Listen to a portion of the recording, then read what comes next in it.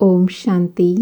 आज 14 जनवरी 2021 है। सभी भाई बहनों को मकर संक्रांति की बहुत बहुत बधाई हो, बधाई हो। मुरली के सार में बाबा ने कहा, बाप हमको शिक्षा देते हैं जो फिर औरों को देनी है। मुख्य हुआ बाप का परिचय। फिर यह भी समझाना है हम सब भाई भाई हैं। यह पक्का पक्का बुद्धि में बिठाओ तो सर्वव्यापी आदि पहले निकल जाए। फिर कहा चित्र भी तुम्हारे पास है निश्चय कराने के लिए। फिर कहा मैं आता हूँ पतितों को पावन बनाने। मैं चैतन्य हूँ, सत हूँ और अमर हूँ। आत्मा में ही सब संस्कार हैं। पास्ट के कर्म व विकर्म का संस्कार आत्मा ले जाती है। सृष्टि रूपी जाड़ के लिए कहा, इनके 3 फाउंटेन हैं। जाड़ ऐसा होता है, बीज और जाड़ सेकंड में याद आ जाएगा। समझाने की विधि बताई। एक को समझाते हो या बहुतों को समझाते हो तो ऐसा अटेंशन देना है। समझता है या हाँ हाँ करता है, बोलो नोट करते जाओ। जैसे टीचर ऐसे अर्थात निबंध देते हैं, फिर घर में जाकर रिवाइज कर आते हैं ना। फिर कहा वर्ल्ड की हिस्ट्री ज्योग्राफी हूबहू रिपीट कहा जाता है, लेकिन समय, फीचर्स, तिथि, तारीख आदि सब बदल जाता है। सृष्टि का नाम, युग का नाम सब बदलते रहते हैं। फिर लास्ट में कहा भक्ति मार्ग में कितनी मेहनत करते हैं भगवान पास जाने के लिए। पार्टधारी घर गया तो पार्ट से मुक्त हुआ, मोक्ष तो किसी को मिल न सके। यह ड्रामा अनादि अविनाशी है। फिर कहा अपने संस्कारों को याद से संपूर्ण पावन बनाना है। अभी महावाक्य विस्तार से। आज बाबा बोले, मीठे बच्चे, बाप तुम्हें जो पढ़ाई पढ़ाते हैं वह बुद्धि में रख सबको पढ़ानी है। हर एक को बाप का और सृष्टि चक्र का परिचय देना है। प्रश्न, आत्मा सतयुग में भी पार्ट बजाती और कलयुग में भी पार्ट बजाती, लेकिन अंतर क्या है? तो बाबा ने उत्तर दिया, सतयुग में जब पार्ट बजाती है तो उनमें कोई पाप कर्म नहीं होता है। हर कर्म वहाँ अकर्म हो जाता है, क्योंकि रावण ही नहीं है।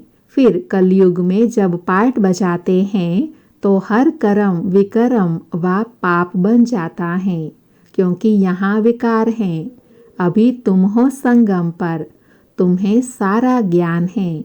ओम शांति। यह तो बच्चे जानते हैं कि हम बाबा के सामने बैठे हैं।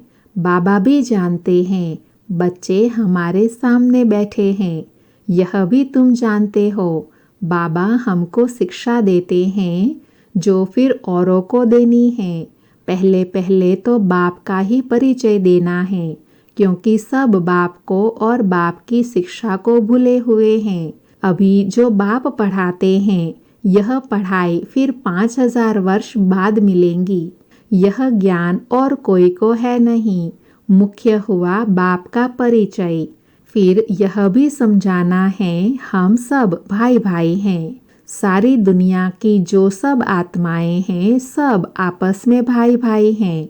सब अपना मिला हुआ पार्ट इस शरीर द्वारा बजाते हैं। अब तो बाप आए हैं नई दुनिया में ले जाने के लिए, जिसको स्वर्ग कहा जाता है। परंतु हम सब आत्मा भाई पतित हैं, एक भी पावन नहीं। सभी पतितों को पावन बनाने वाला बाप है ही एक। यह है ही पतित, विकारी, भ्रष्टाचारी रावण की दुनिया। रावण का अर्थ ही है 5 विकार स्त्री में, 5 विकार पुरुष में। बाप बहुत सिंपल रीति समझाते हैं।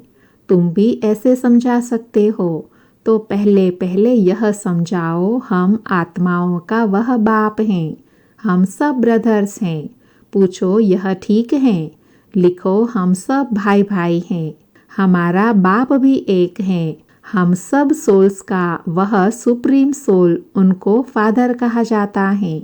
यह पक्का पक्का बुद्धि में बिठाओ तो सर्वव्यापी आदि पहले निकल जाए। अल्फ पहले पढ़ना है। बोलो यह अच्छी रीति बैठ लिखो। आगे सर्वव्यापी कहता था, अब समझता हूँ कि सर्वव्यापी नहीं है। हम सब आत्मा भाई भाई हैं। सब आत्माएं कहती हैं, ओ गॉड फादर, परम पिता, पहले तो यह निश्चय बिठाना है कि हम आत्माएं हैं, परमात्मा नहीं है। न हमारे में परमात्मा व्यापक है, सब में आत्मा व्यापक है। आत्मा शरीर के आधार से पार्ट बजाती है, यह पक्का करो। अच्छा, फिर वह बाप सृष्टि के आदि मध्य अंत का ज्ञान भी सुनाते हैं, और तो कोई भी नहीं जानते कि इस सृष्टि चक्र की एज कितनी है। बाप ही टीचर के रूप में बैठ समझाते हैं। लाखों वर्ष की तो बात ही नहीं है। यह चक्र अनादि एक्यूरेट बनाया है, इनको जानना पड़े। सतयुग त्रेता पास्ट हुआ, नोट करो। उसको कहा जाता है स्वर्ग, और सेमी स्वर्ग त्रेता को, जहाँ देवी देवताओं का राज्य चलता है। वह 16 कला संपूर्ण, वह 14 कला। धीरे धीरे कलाएं कम होती जाती हैं। दुनिया पुरानी तो जरूर होगी। सतयुग का प्रभाव बहुत भारी है। नाम ही है स्वर्ग, हेवन, नई दुनिया। उसकी ही महिमा करनी है। नई दुनिया में है ही एक आदि सनातन देवी देवता धर्म। पहले तो बाप का परिचय, फिर चक्र का परिचय दिया जाता है। चित्र भी तुम्हारे पास है निश्चय कराने के लिए। यह सृष्टि का चक्र फिरता रहता है। सतयुग में लक्ष्मी नारायण का राज्य था, त्रेता में राम सीता का। यह हुआ आधा कल्प।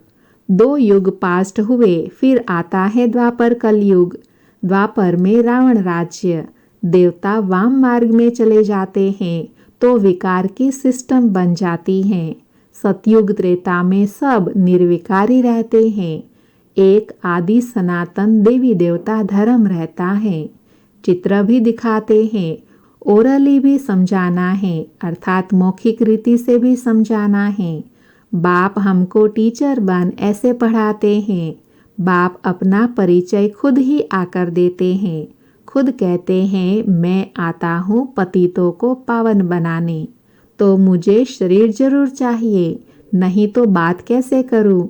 मैं चैतन्य हूँ, सत हूँ और अमर हूँ। आत्मा सतो रजो तमो में आती है। आत्मा ही पावन और पतित बनती है। इसीलिए कहा जाता है पतित आत्मा पावन आत्मा। आत्मा में ही सब संस्कार हैं। पास्ट के कर्म व विकर्म का संस्कार आत्मा ले आती है। सतयुग में विकर्म होता ही नहीं। कर्म करते हैं, पार्ट बजाते हैं, परंतु वह कर्म अकर्म हो जाता है। गीता में भी अक्षर हैं। अभी तुम प्रैक्टिकल में समझ रहे हो। जानते हो बाबा आया हुआ है पुरानी दुनिया को बदलने, नई दुनिया बनाने। जहाँ कर्म अकर्म हो जाता है उसको ही सतयुग कहा जाता है, और फिर जहाँ सब कर्म विकर्म होते हैं उसको कलयुग कहा जाता है। तुम अभी हो संगम पर। बाबा दोनों तरफ की बात समझाते हैं। सतयुग त्रेता तो है पवित्र दुनिया, वहाँ कोई पाप होता नहीं। जब रावण राज्य शुरू होता है तब ही पाप होते हैं। वहाँ विकार का नाम नहीं होता। चित्र तो सामने है राम राज्य और रावण राज्य के। बाप समझाते हैं यह पढ़ाई है। बाप के सिवाय और कोई नहीं जानते। यह पढ़ाई तो तुम्हारी बुद्धि में चलनी चाहिए। बाप भी याद आ जाता है, चक्र भी बुद्धि में आ जाता है। सेकंड में सब याद आ जाता है। वर्णन करने में देरी लगती है। इनके 3 फाउंटेन हैं, अर्थात 3 शाखाएं हैं। झाड़ ऐसा होता है, बीज और झाड़ सेकंड में याद आ जाएगा। यह बीज फलाने झाड़ का है, ऐसे इनसे फल निकलता है। यह बेहद का मनुष्य सृष्टि रूपी झाड़ कैसे हैं, इसका राज तुम समझाते हो। बच्चों को सारा समझाया है। आधा कल्प सतयुग में डिनाइस्टी कैसे चलती है, फिर रावण राज्य होता है, तो जो सतयुग त्रेतावासी हैं वही द्वापरवासी बनते हैं। झाड़ वृद्धि को पाता रहता है। आधा कल्प के बाद रावण राज्य होता है, विकारी बन जाते हैं। बाप से जो वर्षा मिला वह आधा कल्प चला। नॉलेज सुनाकर वर्षा दिया वह प्रारब्ध भोगी, अर्थात सतयुग त्रेता में सुख पाया। उसको सुख धाम सतयुग कहा जाता है। वहाँ दुख होता ही नहीं। कितना सिंपल समझाते हैं। एक को समझाते हो या बहुतों को समझाते हो तो ऐसे अटेंशन देना है, समझता है या हाँ हाँ करता है। बोलो, नोट करते जाओ। कोई शंका हो तो पूछना। जो बात कोई नहीं जानता वह हम समझाते हैं। तुम कुछ भी नहीं जानते हो, पूछेंगे फिर क्या। बाबा तो इस बेहद जाड़ का राज समझाते हैं। यह नॉलेज अभी तुम समझते हो। बाप ने समझाया है तुम 84 के चक्र में कैसे आते हो। यह अच्छी रीति नोट करो, फिर इस पर विचार करना। जैसे टीचर ऐसे अर्थात निबंध देते हैं, फिर घर में जाकर रिवाइज कर आते हैं ना। तुम भी यह नॉलेज देते हो, फिर देखो क्या होता है। पूछते रहो, एक एक बात अच्छी रीति समझाओ। बाप टीचर का कर्तव्य समझाकर फिर गुरु का समझाओ। उनको बुलाया ही है कि आकर हम पतितों को पावन बनाओ। आत्मा पावन बनती है तो फिर शरीर भी पावन मिलता है। जैसा सोना वैसा जेवर बनता है। 24 कैरेट का सोना उठाएंगे, खाद नहीं डालेंगे तो जेवर भी ऐसे सतो प्रधान बनेंगे। अलाई डालने से तमो प्रधान बन पड़ते हैं। पहले पहले भारत 24 कैरेट पक्के सोने की चिड़िया था, अर्थात सतो प्रधान नई दुनिया थी, फिर तमो प्रधान बनी। यह बाप ही समझाते हैं और कोई मनुष्य गुरु लोग नहीं जानते। बुलाते हैं आकर पावन बनाओ, सो तो गुरु का काम है। वानप्रस्थ अवस्था में मनुष्य गुरु करते हैं। वाणी से परे स्थान तो है इनकॉर्पोरियल वर्ल्ड, निराकारी दुनिया जहाँ आत्माएं रहती हैं। यह है कॉर्पोरियल वर्ल्ड, साकारी दुनिया। दोनों का यह मेल है। वहाँ तो शरीर है नहीं, वहाँ कोई कर्म नहीं होता। निराकारी दुनिया में बाप में सारी नॉलेज है। ड्रामा प्लेन अनुसार उनको ही कहा जाता है नॉलेजफुल। वह सत चित आनंद स्वरूप होने के कारण उनको नॉलेजफुल कहा जाता है। बुलाते भी हैं, हे पतित पावन नॉलेजफुल शिव बाबा। उनका नाम सदैव शिव ही है। बाकी आत्माएं सब आती है पार्ट बजाने तो भिन्न भिन्न नाम धारण करती हैं। बाप को बुलाते हैं परंतु उनको कुछ भी समझ नहीं रहती। जरूर भाग्यशाली रथ भी होगा जिसमें बाप प्रवेश कर तुमको पावन दुनिया में ले जाए। तो बाप समझाते हैं, मीठे मीठे बच्चों, मैं उनके तन में आता हूँ जो बहुत जन्मों के अंत में हैं। पूरा 84 जन्म लेते हैं। भाग्यशाली रथ पर आना पड़ता है। पहले नंबर में तो है श्री कृष्ण, वह है नई दुनिया का मालिक। फिर वही नीचे उतरते हैं। गोल्डन से सिल्वर, कॉपर, आयरन एज में आकर पड़ते हैं। अभी फिर तुम आयरन एज से गोल्डन एज बने हो। बाप कहते हैं सिर्फ मुझ अपने बाप को याद करो। जिसमें प्रवेश किया है उनकी आत्मा में तो जरा भी नॉलेज नहीं थी। इनमें प्रवेश करता हूँ इसलिए इनको भाग्यशाली रथ कहा जाता है। नहीं तो सबसे ऊंचे ते ऊंच यह लक्ष्मी नारायण हैं। इनमें प्रवेश करना चाहिए परंतु उनमें परमात्मा प्रवेश नहीं करते, इसलिए उनको भाग्यशाली रथ नहीं कहा जाता। रथ में आकर पतितों को पावन बनाना है तो जरूर कलयुगी तमो प्रधान होगा ना। खुद कहते हैं मैं बहुत जन्मों के अंत में आता हूँ। गीता में भी अक्षर एक्यूरेट हैं। गीता को ही सर्वशास्त्रमयी शिरोमणि कहा जाता है। इस संगम युग पर ही बाप आकर ब्राह्मण कुल और देवता कुल स्थापन करते हैं। बहुत जन्मों के अंत में अर्थात संगम युग पर ही बाप आते हैं। बाप कहते हैं मैं बीज रूप हूँ। कृष्ण तो है सतयुग का रहवासी, उनको दूसरी जगह तो कोई देख न सके। पुनर्जन्म में तो नाम रूप देश काल सब बदल जाता है, फीचर्स ही बदल जाते हैं। पहले छोटा बच्चा सुंदर होता है, फिर बड़ा होता है, वह फिर शरीर छोड़ दूसरा छोटा लेता है। यह बना बनाया खेल ड्रामा के अंदर फिक्स है। दूसरा शरीर लिया तो उनको कृष्ण नहीं कहेंगे, उस दूसरे शरीर का नाम आदि फिर दूसरा पड़ेगा। समय, फीचर्स, तिथि, तारीख आदि सब बदल जाता है। वर्ल्ड की हिस्ट्री, ज्योग्राफी हूबहू रिपीट कहा जाता है, तो यह ड्रामा रिपीट होता रहता है। सतो रजो तमो में आना ही है। सृष्टि का नाम, युग का नाम सब बदलते रहते हैं। अभी यह है संगम युग। मैं आता ही हूँ संगम पर। मैं तुमको सारी दुनिया की हिस्ट्री, ज्योग्राफी सत्य बताता हूँ। आदि से लेकर अंत तक और कोई भी जानते ही नहीं सतयुग की आयु कितनी थी। यह पता न होने के कारण लाखों वर्ष कह देते हैं। अभी तुम्हारी बुद्धि में सारी बातें हैं। तुम्हें अंदर में यह पक्का करना है कि बाप टीचर सतगुरु हैं, जो फिर से सतो प्रधान बनने के लिए बहुत अच्छी युक्ति बताते हैं। गीता में भी है, देह सहित देह के सब धर्म छोड़ अपने को आत्मा समझो। वापस अपने घर जरूर जाना है। भक्ति मार्ग में कितनी मेहनत करते हैं भगवान पास जाने के लिए। वह है मुक्ति धाम, कर्म से मुक्त। हम इन कॉर्पोरियल दुनिया में जाकर बैठते हैं।